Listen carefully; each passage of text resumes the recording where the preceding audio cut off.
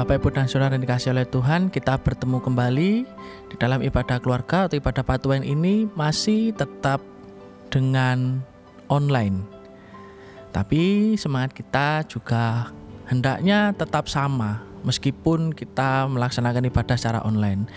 Baik Bapak, Ibu, dan Saudara yang dikasihi oleh Tuhan, mari kita memulai ibadah kita pada hari ini dengan pengakuan yang demikian. Ibadah keluarga pada saat ini kami lakukan di dalam nama Allah Bapa Sang Pencipta, Yesus Kristus Sang Penyelamat, dan Roh Kudus Sang Terang Kehidupan. Amin.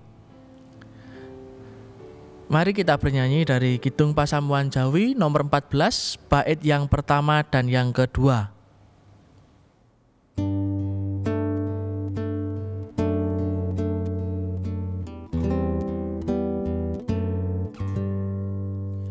Kula samya tetunggilan ngabekti mring Pangeran, wit sinungan kacekapan wabagas kasarasan.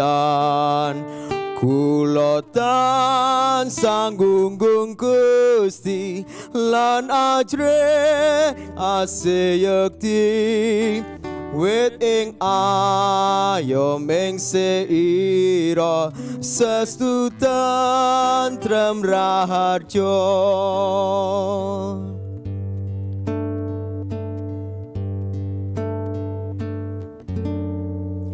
Kula rinoban ing bekja rinten dalutan kendan, ing lelampahan prasojo dalas rono mukjizat.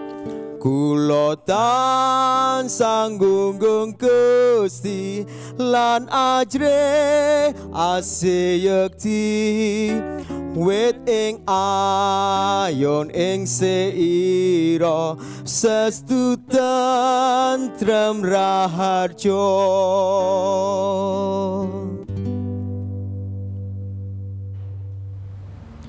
Bapak, Ibu, dan Saudara yang dikasihi oleh Tuhan, mari sebelum kita membaca serta merenungkan firman Tuhan, mari kita berdoa. Terima kasih ya Tuhan, sampai hari ini Engkau masih memberkati kami masih merasakan damai sejahtera serta kesehatan, kekuatan serta penghiburan dari Allah Bapa di surga. Terima kasih Tuhan, kami di sore hari ini boleh bersama-sama beribadah keluarga meskipun secara online, tetapi kami percaya bahwa rasa kebersamaan kami sebagai GKJW, yaitu dengan Patunggilan Kang Nyawiji, tidak pernah luntur yang karena situasi kami saat ini. Jika sebentar lagi ya Tuhan, kami akan bersama-sama membaca serta merenungkan firman-Mu di dalam Alkitab, kiranya Tuhan menyertai kami. Tuhan curahkan Roh Kudus-Mu supaya kami boleh secara bijaksana membaca serta merenungkan firman Tuhan. Berkati kami dari awal sampai pertengahan hingga akhirnya nanti, kiranya kehendak Tuhan yang terjadi di dalam ibadah kali ini. Amin. Bacaan kita sebagai renungan di sore hari ini ataupun di malam hari ini terambil dari surat Yohanes yang ketiga. Surat Yohanes yang ketiga pasal 1 ayat 9 sampai 12, yang demikian bunyi firman Tuhan.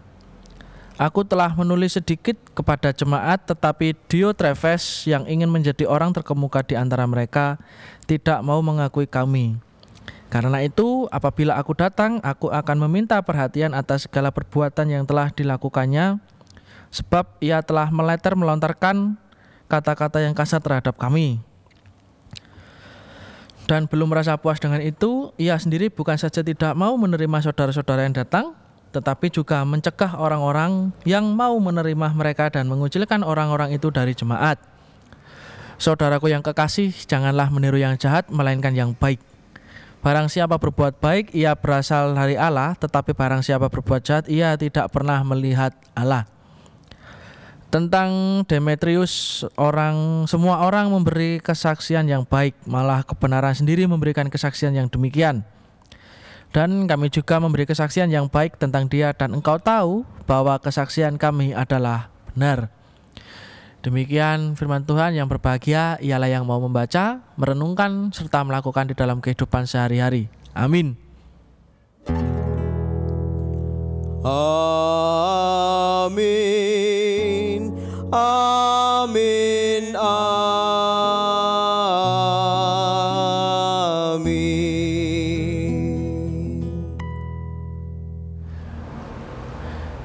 Ya Bapak Ibu dan Saudara yang dikasihi oleh Tuhan, bacaan kita di petang atau di malam hari ini adalah penggalan surat dari Yohanes. Nah, penggalan surat ini berisi sebuah ajaran atau berisi sebuah nasihat bahwa kita sebagai orang Kristen harus mengajarkan perbuatan-perbuatan yang baik. Saya rasa panjenengan juga sudah tahu, tidak usah dijelaskan hal yang baik itu bagaimana.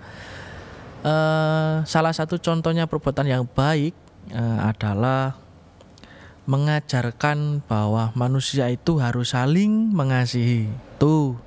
Itu yang biasanya berbau Kristen. Kalau yang misalnya dalam kehidupan sehari-hari begitu, yang lebih umum sifatnya bahwa hakikat manusia adalah makhluk sosial.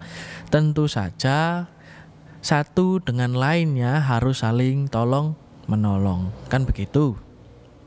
Nah, lalu bagaimana dengan kondisi kita sekarang? Artinya kondisi kita sekarang adalah dalam masa pandemi seperti yang panjenengan tahu, sekaligus juga semua hal yang dilakukan baik ibadah, sekolah dan seterusnya kita lakukan secara daring. Bahkan ibadah kita sekarang kan daring toh. Lah, artinya semua orang ketergantungan pada gadget masing-masing, ketergantungan pada handphone masing-masing, sehingga sekarang orang tidak perlu datang berkumpul di satu tempat tertentu. Misalnya orang tidak perlu ke gereja untuk ibadah. Orang cukup dari rumah, bahkan dari kamar pun kita bisa mengakses ibadah yang kita inginkan.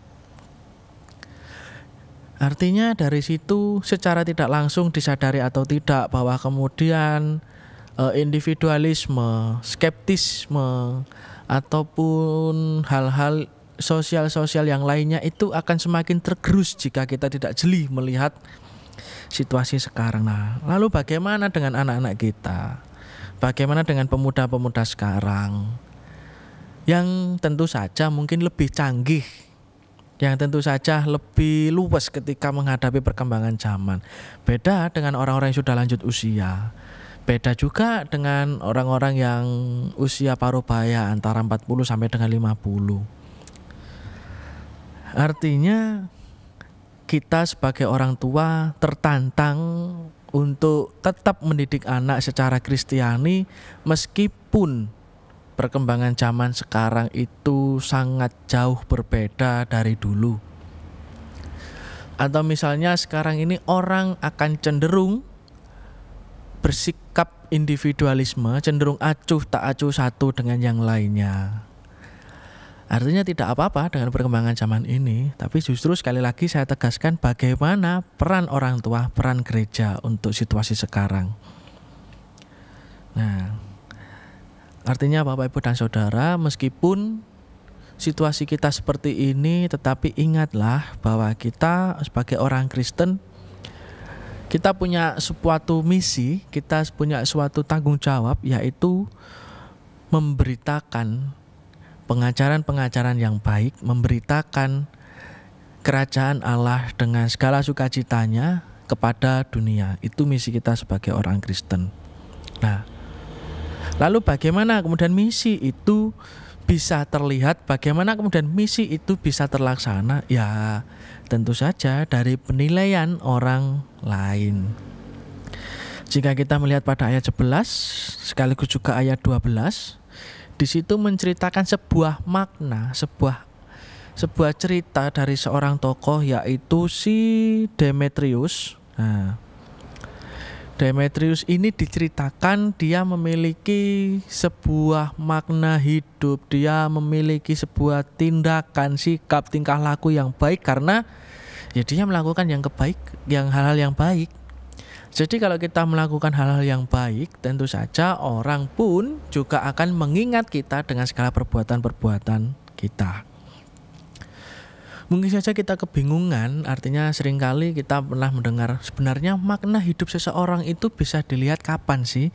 Makna hidup seseorang itu bisa dikatakan baik atau buruk itu bagaimana, indikatornya apa dan seterusnya.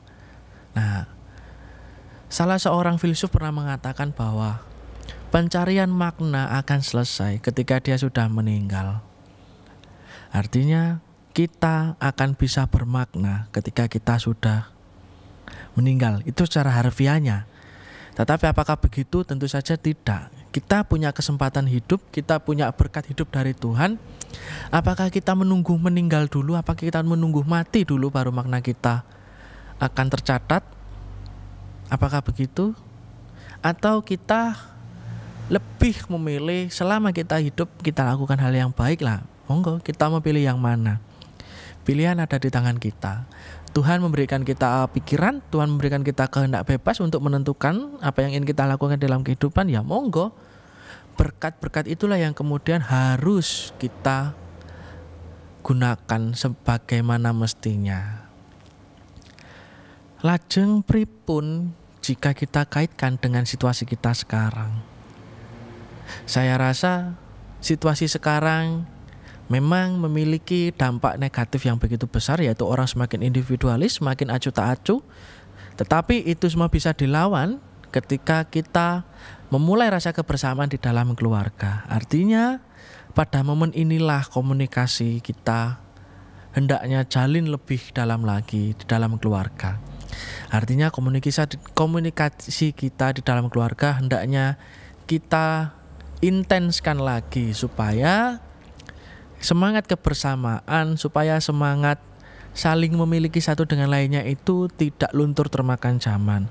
Begitupun dengan gereja. Artinya gereja kita GKJW mempunyai visi Patunggilan Kang Nyawiji. Artinya Patunggilan Kang Nyawiji itu tidak muncul begitu saja, tetapi Patunggilan Kang Nyawiji itu muncul dari semangat pendiri gereja. Artinya pendiri gereja kita memiliki berbagai macam latar belakang, sehingga pendiri gereja kita kemudian memunculkan Patunggilan Kang Nyawiji. Artinya berbeda latar belakang, tetapi ketika memiliki semangat yang sama, ayo podo-podo diseng kuyung.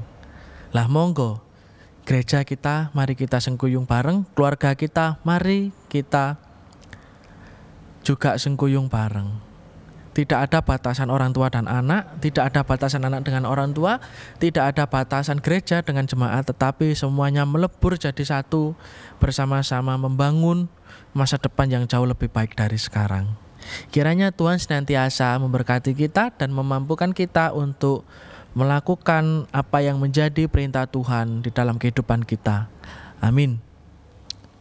Bapak, Ibu, dan Saudara yang dikasihi oleh Tuhan, di dalam kehidupan kita sudah sangat banyak menerima berkat anugerah dari Tuhan, baik itu kehidupan, kesehatan, bahkan hari ini, hari yang kita jalani ini sehingga kita bisa beribadah, ini adalah berkat dari Tuhan. Nah, oleh karena itu Bapak, Ibu, dan Saudara, saya mengajak panjenengan semua untuk mewujudkan rasa syukur kita dengan kita mengumpulkan persembahan. Dan di dalam mengumpulkan persembahan kita akan diiringi ataupun kita akan bernyanyi bersama-sama dengan Kidung Pasamuan Jawi nomor 165 bait yang pertama saja.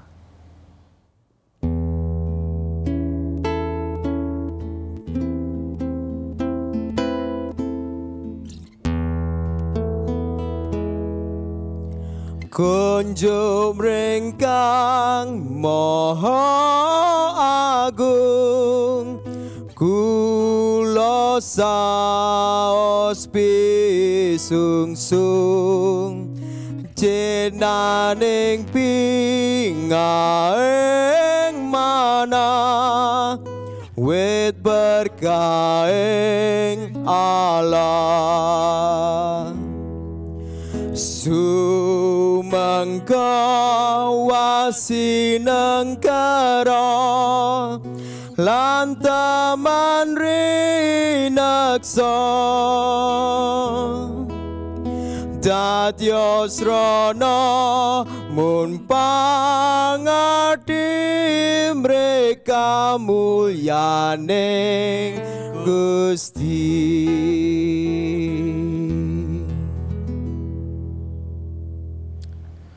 Bapak Ibu dan Saudara yang dikasihi Tuhan, mari kita bersama-sama menaikkan syafaat kita melalui doa. Mari kita berdoa. Terima kasih ya Tuhan atas renungan kami di sore hari ini atau di malam hari ini. Kami percaya bahwa renungan itu adalah sebuah bekal bagi kami dalam menjalani kehidupan sehari-hari.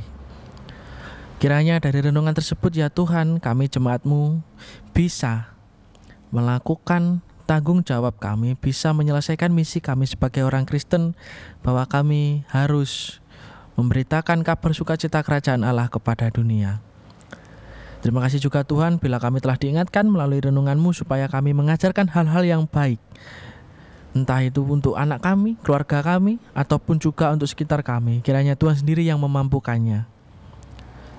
Di malam hari ini juga kami berdoa ya Tuhan untuk GKJW Jemaat Lumajang. Kiranya melalui program, rencana yang telah disusun, yang telah direncanakan, kiranya nama Tuhan serta misi gereja untuk mengabarkan kabar sukacita bisa terlaksana dengan baik tanpa kurang suatu apapun, dan itu semua sesuai dengan kehendak Tuhan.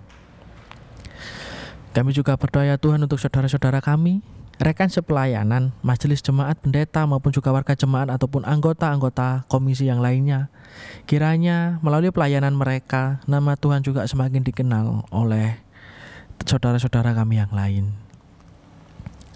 Kami juga berdoa ya Tuhan untuk saudara kami yang bila di malam hari ini belum bisa bersama-sama dengan kami untuk beribadah. Kiranya Tuhan senantiasa ada bersama-sama dengan mereka. Kiranya Tuhan memberikan penghiburan bagi mereka, baik yang sakit dalam masa pemulihan ataupun juga yang mulai meninggalkan Tuhan.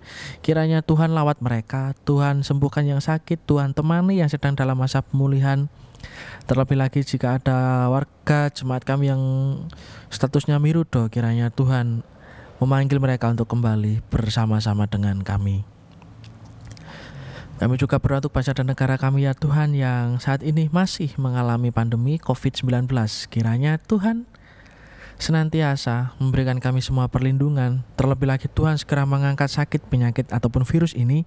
Kiranya kami boleh hidup seperti sedia kala.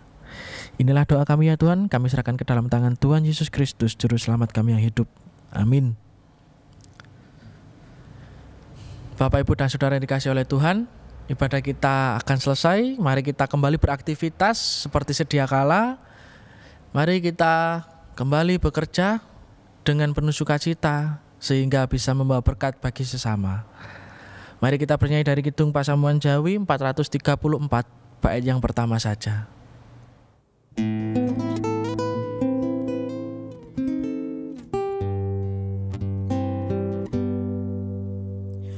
Gusti mugi sampun ngantos nilar kawula,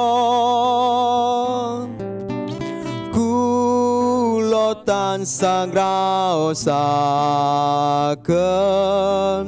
berkah paduka. Gusti mugi nuntun kawula, kula tansah ngraosaken berkah paduka.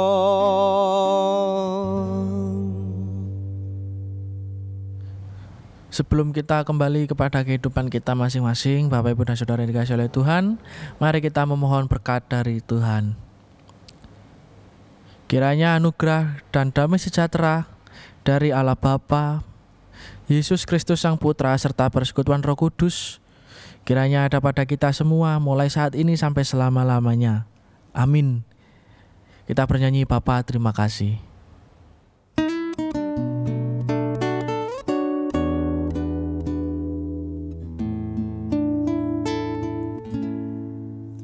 Bapa terima kasih, Bapa terima kasih, Bapa di dalam surga, surga. Puji terima kasih.